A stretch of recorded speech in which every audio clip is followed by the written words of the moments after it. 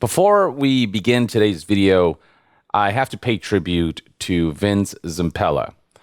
So for those who don't know, Vince Zampella most recently has helmed the Battlefield franchise, and he's the man responsible for Battlefield 6's success. But prior to that, you'll know him as the head of Respawn, and prior to that, co-founder of Infinity Ward, and much more. And for those who don't know, tragically, he recently passed away from a car accident. It just all happened out of the blue. Like, I was in the midst of making this video, and then I just got the news. I just started to see this report. It just happened out of nowhere. And the games industry is in mourning because, you know, the word legend is thrown out a lot, but Vince Zampella in the games industry truly was a legend in every sense of the word. So right here, for example, we have Ryan K. Rigney, who posted this tribute that really, I think, highlights the tremendous career this man's had and the tremendous influence he's had in the games industry. It reads right here, most people have no idea how influential the man was. Director on Medal of Honor, Allied Assault, co-creator of Call of Duty. Then he shipped the iconic first two Modern Warfare games. If he had only done all that, he would be an industry legend. But then Act 2 of his career was arguably even crazier. He flipped the bird to Activision after they tried to wiggle out of a contractually owed bonus, started Respawn, taking him a huge chunk of the Modern Warfare 2 team in the process, and then shipped Titanfall 1 and 2, both legendary games, Apex Legends, among the most successful live services, and two of the best Star Wars games ever in the form of the Jedi games, with the third one currently in development. That we don't get to see in Act 3 of Vince Zampella's career is a tragedy. Pray for his family. We did kind of get to see an Act 3 in the form of Battlefield 6. It's the first Battlefield game to ever beat Call of Duty in sales, and it also marked a return to form for the Battlefield franchise. Vince Zampella, I mean, this man truly did not miss. And while today's video will discuss aspects of Battlefield 6 that are worth criticizing, I do not believe Vince Zampella was involved in the final decision-making of these recent developments, and in no way, shape, or form is his career, just his legendary status, stained by this. And I just wanted to pay tribute before we delve into today's topic to the one and only Vince Zampella, because he quite literally changed gaming, and in turn, he quite literally changed many of our lives, or at the very least touched it in a pretty significant way. So, rest in peace, Vince, you legend. Now, the topic of today's video is more about decisions made by EA, the company that is essentially the parent of, a ton of game studios and franchises like the Battlefield series. And Battlefield 6 has been seeing tremendous success, and it still is, and it is still considered to be, a really tremendous comeback for the franchise, and that makes it all the more unfortunate that EA would pull this move that kind of puts a stain on its legacy. More specifically, today's topic concerns Battlefield 6 and its usage of generative AI, which is among the most controversial new technologies out right now. There have been a lot of discussions recently, in particular, due to the fact that certain games, are saying that they might use generative AI to explore ideas and for conceptualization and mood boards and stuff like that. And that's an area that has, a lot of arguments on multiple sides. But I think there's a general agreement that if you include AI-generated assets in your final game, if you ship the game with GenAI assets in there, that is a big no-no. Universally, that's something a lot of people abhor due to the fact that it has a lot of, negative moral, ethical implications, combined with the fact that the quality output of AI is just really awful. And we're talking about, very deliberate, cutting corners and allowing generative AI to create just really half-assed, slop art that then is presented to audiences and even sold to audiences as brand new content and cosmetics. And all of that comes at the expense of workers, of artists, of the integrity of the product, and the consumers who are just paying for lazily spit out just digital assets. Now, EA has mentioned in the past that they're trying to make AI the very core of their business. On multiple occasions, Andrew Wilson has talked about how AI is going to be a big part of EA's future and how he intends to use and leverage that technology as much as possible. And given that Andrew Wilson is not the paragon of ethical business practices, that statement came with a lot of groans and a lot of concerns surrounding potential ways in which EA will use AI unethically and not for the betterment of the medium, but to cut corners, to cut workers, to compromise on quality and degrade art for the sake of, just cost cutting and greater profits and just corporate benefits, rather than things that genuinely benefit society as a whole and the medium that they represent. But when it comes to Battlefield 6 specifically, a promise that we got back in October of 2025, as relayed by this BBC article, is that Battlefield 6 will not include generative AI content. That was something that a representative of Battlefield put out there. This right here is an EA executive going by the name Rebecca Kutaz, who is the VP General Manager of some of the studios that helped and worked on Battlefield 6. And during this interview, she was asked about the potential usage of generative AI in games like Battlefield 6. And apparently during this interview, the BBC was very explicitly told by Rebecca that players won't see anything made by GenAI within Battlefield 6.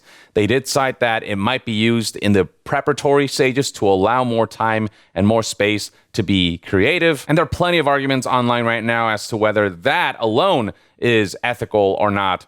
But at the very least, the lack of GenAI assets being shipped with the final game, as far as like Battlefield 6 is concerned, is something that people saw as an assurance. But it didn't take long for EA to break that promise, with headlines like these making the rounds. Quote, Battlefield 6 promised no generative AI, but players found it in paid cosmetics anyway. Nonsensical weapon designs and strange descriptions surface in the latest update. So among the AI-generated cosmetics that's being brought up is this one right here. Charlie Intel reports that Battlefield 6 has reportedly added in AI cosmetics to the game, with a new player card in the store having what appears to be an AI-generated emblem on it. If you take a closer look at this, it's very obvious to see that it was actually generated by AI, and you can see a closer look at it in this image from Battlefield 6 News, who tweeted, "This definitely looks AI generated, right?" Yeah, it does. What we're looking at here is an M4A1 that for some reason has two barrels placed like really weirdly when you take a closer look. This makes no sense and is not accurate to the weapon. This very clearly shows AI generation. And this isn't an isolated incident. People have, delved further into Battlefield 6's latest content release of cosmetics, and they've found other inconsistencies that suggest that a lot of generative AI assets made it into the game, stuff that you have to pay for. So right here, for example, we have Shooter Intel, who made it a point to highlight a couple of weird cosmetic elements that highlight inconsistencies that are very in line with what generative AI usually tends to produce. And I mean, this is a topic that's already starting to explode online, with folks calling this particular aspect of the game out. People saying things like, I don't want this kind of slop in any of our games. And this is a topic that's garnering virality, and not only on Twitter, but even on Reddit, for example, on the official Battlefield subreddit, you'll find folks pointing this out. Remove this AI shit from the store, reads this post with, almost 5,000 likes. Two barrels on the M4A1, sure. I would literally prefer to have no sticker than some low-quality AI-generated garbage. Here's another post on the official PlayStation 5 subreddit, whose headline reads, Battlefield 6 under fire for suspected AI art in the new bundle. People highlighting how pathetic it is that these multi-billion-dollar companies who are raking it in, who are doing record numbers and whatnot, are expressing their gratitude by forcing developers to get lazy, utilize tools that produce lower quality output, taking shortcuts and cutting corners, replacing artists along the way, not doing right by developers and artists, and paying customers. It's the kind of AI use that really gives AI a bad rep. And folks are not forgetting about the fact that DICE's VP General Manager Rebecca Kutaz did promise that players wouldn't see anything made by generative AI within the game. That was very explicitly stated. And even if that promise wasn't made, it doesn't change the fact that shipping final products with generative AI in them is still on an ethical level, on a quality level, and on a just respecting developers and consumers alike level, considered to be an extremely poor taste. And what makes it especially egregious is the fact that all of this, all of the generative AI stuff, is part of a paid bundle. I mean, it's bad enough that the live service model sells these digital cosmetics that have ultimately no inherent value. Digital assets that will eventually fade into nothingness when, servers for this game shut down. These kinds of cosmetics are overpriced enough even when they are handcrafted. I mean, being sold for, like $20, $40, I mean, sometimes $100 and beyond dollars. But now to even remove the handcrafted aspect of these cosmetics, to use generative AI to cheapen out on manpower, to cheapen out on labor and money that it takes to handcraft these things, that just adds insult to injury. And something to keep in mind is that generative AI is trained off of the work of artists who did not approve their artwork to train that generative AI. That's why generative AI is often considered to be basically a giant plagiarism machine.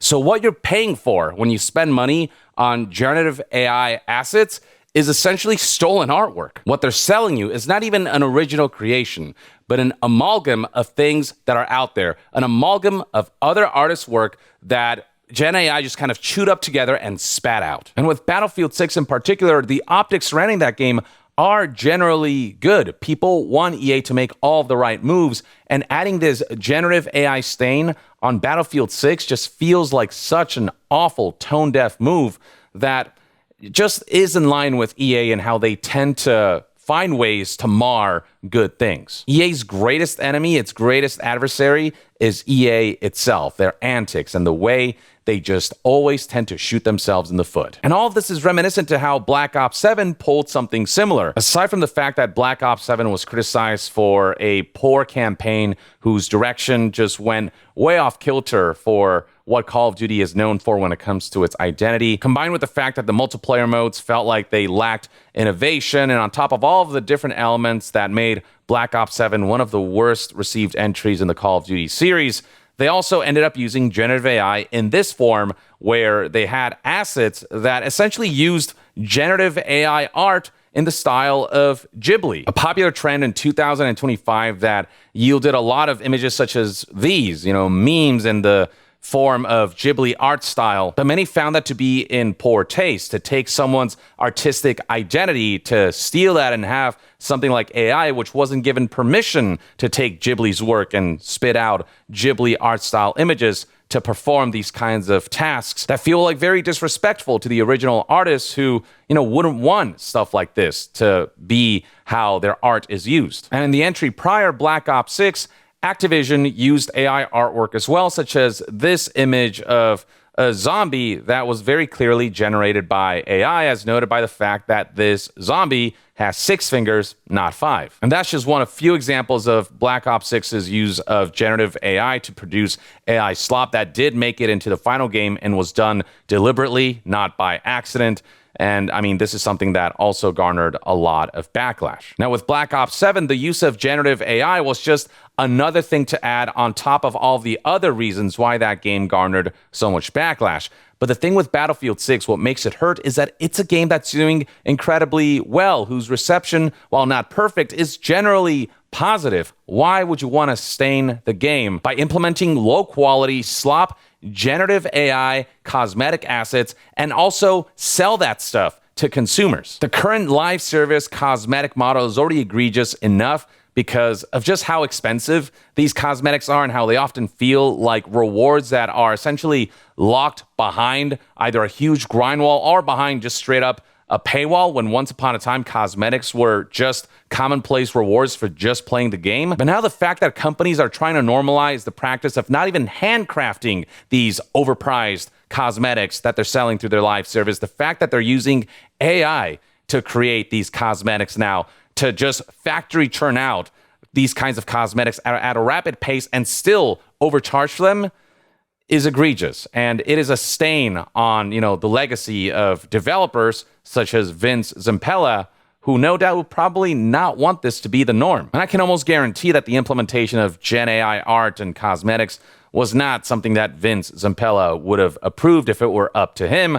Ultimately, EA executives at the highest level are committed to ensuring that AI is implemented across every facet of their company and the development of their projects. And no doubt this is just kind of the beginning of that rolling out. And what makes this like forced push towards AI implementation more painful is the fact that research is showing that AI is actually not offering much in the way of productivity. And for a lot of workers and developers, it often feels like AI is getting in the way more than it's actually helping. Right here, we have an article from news outlet Fortune that highlights how AI chatbots, which has been implemented in workplaces a lot more, hasn't led to a whole lot more additional productivity from workers or, gains in, earnings and the like. And then beyond that, we've got this Business Insider article from October of 2025 that spotlights two studies. One study of 7,000 professionals found that 87% of executives use AI daily, compared with 57% of managers and 27% of employees. Another study with 2,500 respondents found that 92% of C-suite leaders expect AI to boost productivity, while 40% of employees blame AI for heavier workloads. Scrolling further down, you've got testimonials from Electronic Arts employees and staffers who spoke with Business Insider and said the AI tools they're encouraged to use, including the company's in-house chatbot, Reef GPT, produce flawed code and other so-called hallucinations that they need to correct. Others say that creative staff are expected to train AI programs on their own work and that they fear the technology will ultimately slash demand for talent, such as character artists and level designers. And I mean, that's the goal, right? If AI can do the job that humans can normally do and do it well enough, then that means companies have every excuse to just use AI instead of humans. In the eyes of C-suite executives who really don't appreciate art or don't care much for art, they look at AI art and say good enough, whereas like a lot of artists and consumers even look at the difference between what AI produces and what real artists produce, and they can tell which one has soul and which one does not. They can tell which one feels artificial and which one feels human. So for all the trouble that game companies and corporations in general are going through to force feed AI into its daily function, to force employees to use it, yada, yada, yada. For all of the risks that they're taking and generating backlash, given how controversial this technology is, in particular, the way a lot of corporations tend to use this technology to benefit corporate agendas rather than to genuinely benefit the workers, the medium, the art, the consumers, and whatnot. Studies are showing that AI really isn't even as effective as these companies propose that this technology is. And all the while it's environmentally harmful, all the while it's raising prices for electronic components like DRAM and NAND and SSDs and GPUs. All the while it's normalizing deepfakes and misinformation. It's normalizing art theft and the replacing of human workers, and normalizing like the production of very clearly inferior products for the sake of, corporate financial quotas. I'm not trying to say that the discovery of generative AI completely ruins all of the work that the developers have done to make Battlefield 6 what it is, which is like a good Battlefield game. But you can see that corporate interference, the mandates seeping in through things like the implementation of GenAI that once upon a time was promised would not be a thing for Battlefield 6. And no doubt it's an implementation that was not made by the choice of developers who would not like to see stuff like this be implemented. This was no doubt all thrust upon and forced upon by leadership who are dead set on normalizing AI. It's all about presenting propaganda that AI is good for everyone, when in reality, the current use case of AI, stuff like GenAI assets in artwork, being in video games in the final product and then selling AI-generated artwork, all of that benefits no one but the corporations. The human beings are the ones who suffer, whether it's the artists, the developers, or the people who are paying money for this garbage. But the fact that this kind of practice, this kind of business tactic, this kind of use of AI that is so questionable is getting the amount of backlash that it does so consistently does mean that corporations, as they move forward and as the backlash and the awareness surrounding this kind of like malpractice grows, they'll have to be a lot more thoughtful about whether they want to risk the PR shitstorm that will likely come their way when they're caught implementing generative AI assets. And that goes doubly true when you promise that you won't include Gen AI assets. And then when you do include Gen AI assets, but instead of it being a part of the game. It's like cosmetics that you're selling to customers. The live service model and how expensive handcrafted cosmetics are can often feel insulting enough as it is. But now adding Gen AI on top of that, not even having those cosmetics be handcrafted, is just a new level of disregard and a new level of just like not valuing your consumers and your community. I'll be very curious to see how EA responds to this, whether this is a practice that they intend to keep pushing in the hopes that it just becomes normal, or if the backlash will be intense enough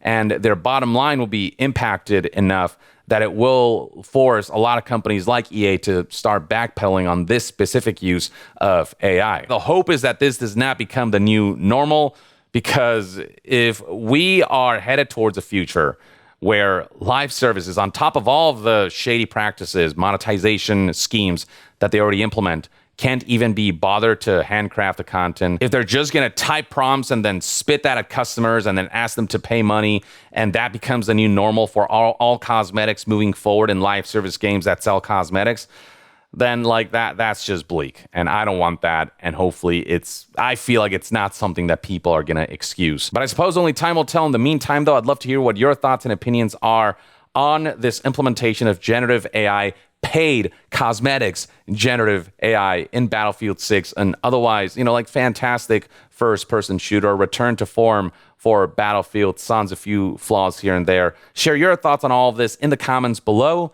And to be further updated on all things gaming news, reviews, and discussions, stay tuned right here on Young Yeah. I'll see you guys next time. Young out.